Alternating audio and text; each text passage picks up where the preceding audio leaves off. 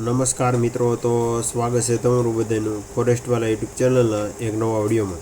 તો આજના વિડીયોમાં વાત કરીશું કે જ્ઞાન સહાયક ભરતીની જે પણ ઉમેદવારો રાહ જોઈ રહ્યા હતા તેવા તમામ ઉમેદવારો માટે ખુશીના સમાચાર કહી શકાય કે શિક્ષણ વિભાગ તરફથી છે તે પરિપત્ર છે તે જાહેર કરી દેવામાં આવેલો છે. અને કુબેર ટિડોરની સાથે સાથે જે મોટી જાહેરાત આવવાની હતી તે પણ જ્ઞાન સહાયક અને શિક્ષણ વિભાગની જે આવવાની હતી તે આવી ગઈ છે. તેની પર વાત આપણે આજના વિડીયોમાં કરીશું. તો તમે સ્ક્રીન પર જોઈ શકો છો કે જ્ઞાન સહાયક યોજના પ્રાથમિક જ્ઞાન સહાયકોની કરાર આધારિત છે. તે સમગ્ર શિક્ષા વિધિ પરીક્ષા કેન્દ્ર છે તે ગાંધીનગર દ્વારા છે તે જાહેરાત કરવામાં આવેલી છે. જ્ઞાન સહાયક પ્રાથમિક કરાર આધારિત ભરતી અંગેની છે તે જાહેરાત અને સૂચના નીચે મુજબ આપવામાં આવેલી છે કે ગાંધીનગર 10/7/2023ના ઠરાવ નીચે છે તે આ ભરતી કરવામાં આવશે. અને ગુજરાત રાજ્યની સરકારની અને અનુદાન પ્રાથમિક શાળાઓમાં જ્ઞાન સહાયકોની પ્રાથમિક અંતર્ગત શાળાઓમાં કક્ષામાં હાલમાં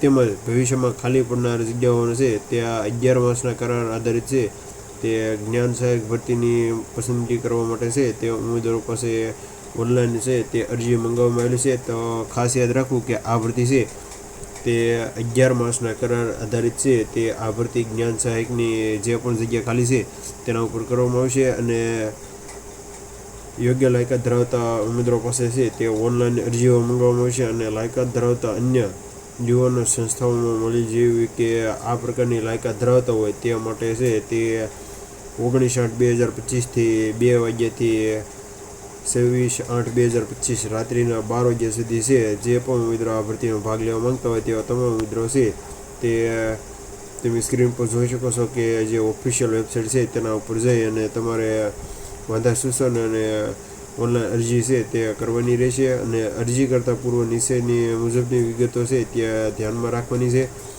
શૈક્ષણિક લાયકાત અને વ્યવસ્થાની લાયકાતની વાત કરીએ તો વિષયો માધ્યમથી છે તે ટેટ 2 પરીક્ષા લેવામાં આવે છે. જે પૈકી જે પણ ઉમેદવારો વિષય અને માધ્યમની પરીક્ષા પાસ કરેલ હોય તેવા જ વિષયો અને માધ્યમ માટે ઉમેદવારો છે તે નોંધણી કરાશે. તેમજ જે તે વિષયમાં તેઓ શૈક્ષણિક અને અન્ય વ્યવસાયિક લાક્ષણિકતા મેળવેલી હોવી જોઈએ. પોર્ટલ પર વિષય મુજબ લાયકાતની યાદી છે તે પ્રસિદ્ધ કરવામાં આવેલી છે. ત્યાર પછી વાત કરીએ તે જિલ્લા પસંદગી અને સ્થળ ફાળવણી કેવી રીતે કરવામાં આવશે. તો ઉમેદવારો અરજી કરતા સમયે જે જિલ્લા પસંદગી કરશે જે ઉમેદવારોને કોઈ પણ એક જિલ્લા પસંદગી છે તે આપવામાં આવશે. ઉમેદવારોએ જે વિષય અને માધ્યમની પરીક્ષા પાસ કરેલ હોય તે જ વિષય પર માધ્યમની જગ્યાઓ માટેની છે તે જિલ્લા પસંદગી છે તે કરવામાં આવશે. તો ઉમેદવારોએ ખાસ યાદ રાખવું, ઉમેદવારોને જિલ્લા ફાળવણી અંગેની જાણ SSSથી કરવામાં આવશે. એટલે કે SMS, ઈમેલ અને અન્ય મોબાઈલ નંબર પર છે તે જાણકારી આપવામાં આવશે. ઉમેદવારોએ કરેલી જિલ્લા પસંદગીના આધારે જિલ્લાવાર મેરિટ યાદી છે તે તૈયાર કરવામાં આવશે. અને જિલ્લાવાર મેરિટ યાદીમાં જે પણ ઉમેદવારો હશે તે સિલેક્શન થશે તો તે જિલ્લાના ખાલી જગ્યા છે ખાલી પડતા જગ્યા તેના ઉપર ઉમેદવારોની છે તે પસંદગી કરવામાં આવશે. અને ત્યાર પછી જિલ્લાના ડોક્યુમેન્ટ વેરિફિકેશન સેન્ટરની યાદી છે તે વેબસાઇટ ઉપર મૂકવામાં આવશે. એટલે કે જે પણ ઉમેદવારો એક્ઝામમાં પાસ થશે તેવા ઉમેદવારોને જિલ્લા ડોક્યુમેન્ટ વેરિફિકેશન માટે છે તે બોલાવવામાં આવશે. ઉચ્ચ માન્ય વેતન એટલે કે આ મહિને છે તે ઉમેદવારોને 21,000 છે તે ઉચ્ચ માદન વેતન પાત્ર છે તે મળવાપત્ર છે. અને વય મર્યાદાની વાત કરીએ તો ઉમેદવારો છે તે મહત્તમ 40 વર્ષની ઉંમર સુધી છે તે આ ભરતીમાં ભાગ લઈ શકશે. અને ભરવાપાત્ર જગ્યાઓ છે તે જિલ્લામાં કોઈ પણ જિલ્લામાં જે ખાલી પડતી જગ્યા હોય તેના ઉપર છે તે જિલ્લા પસંદગી છે તે કરવામાં આવશે. અને સરહદ જાહેરાત દર્શાવેલ પૈકી કોઈ પણ જગ્યાએ ફેરફારને આધીન છે. કોઈ ખાલી જગ્યા રદ કરવા અંગેનો સરકારશ્રીનો નિર્ણય છે તે આખરી કરવામાં આવશે. અને આ ભરતી છે તે કરારનો સમયગાળો એટલે કે જ્ઞાન સહાયક માધ્યમિક અને ઉચ્ચ માધ્યમિકની કામગીરીનો કરાર 11 માસ સુધીનો રહેશે. 11 માસનો કરાર પૂર્ણ થતાં કરાર આપોઆપ છે તે રદ કરી દેવામાં આવશે.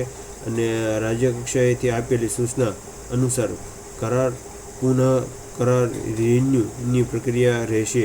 એટલે કે જે પણ ઉમેદવારો 11 માસના કરાર પૂરા થશે પછી છે તે પુનઃ કરાર રિન્યુની પ્રક્રિયા છે જે ઉમેદવારોએ કરવાની રહેશે. અને અરજીપત્રક ઓનલાઈન ભરવા બાબતે છે તે અગત્યની ફટાફટ જાહેરાત કરી. તો અરજીપત્રક ભરતા પહેલાં વેબસાઇટ ઉપર છે તે મૂકવામાં આવેલી જાહેરાત જોઈ લેવી. અને લાયકાત ધરાવતા ઉમેદવારો છે તે ફરીદાણ વાત કરીએ તો 19/8/2025થી 26/8/2025 સુધી રાત્રિના 12 વાગ્યા સુધી છે તે ઓફિશિયલ વેબસાઇટ છે તેના ઉપર ફોર્મ ભરવાનું રહેશે. અને તે માટેની ઓનલાઈન અરજી કરવાની લિંક આપણે વિડીયોના ડિસ્ક્રિપ્શન બોક્સમાં આપી દઈશું. તો ત્યાંથી ફટાફટ ઉમેદવારો છે તે ફોર્મ ભરી શકશે. અને આ સમગ્ર ભરતી પ્રક્રિયા બાબતે છે તે સરકારશ્રીનો નિર્ણય છે તે આખરી ગણવામાં આવશે. તો જો આજના વિડીયોની માહિતી સારી લાગી હોય તો તમારા મિત્રોને શેર કરજો. તો મળીએ એક નવા ઉપયોગી વિડીયો સાથે. ત્યાં સુધી તમામ મિત્રો ચેનલ ઉપર જોડ્યા રહેજો. તો thank you for watching video.